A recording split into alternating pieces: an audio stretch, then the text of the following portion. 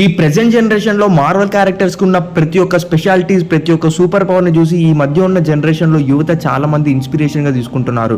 Like Hulk లో ఉన్న natural powers కానీ, హల్క్ లో ఉన్న పెద్ద బలాన్ని కానీ, అంతేకాకుండా డాక్టర్ స్ట్రేంజ్ ఉన్న హీలింగ్ కెపాసిటీ కానీ, మాస్టర్ మైండ్ కానీ, ఈ విధంగా రకరకాలుగా అయితే వాళ్ళందరూ చూసి ఇన్స్పైర్ అవుతున్నారు. అయితే మీకు తెలుసా, ఇలాంటి క్యారెక్టర్స్ అన్ని ఎప్పుడో మన కవులు మహాభారతంలో రచించారనమాట.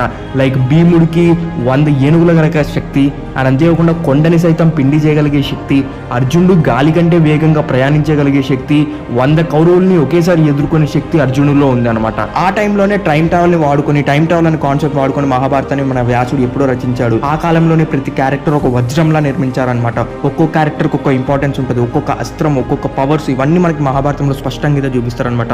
అంత గొప్పగా రచించారు మన కవులు. అయితే ఇవి మనం ఇప్పుడు చూపించే ప్రెసెంట్ మార్వెల్ కంటే చాలా బాగుంటాయి అనమాట. అందుకే ప్రతి ఒక్కరు మహాభారతం చూడడం తప్పనిసరి. మన ఛానల్లో మహాభారతం వీడియోస్ వస్తే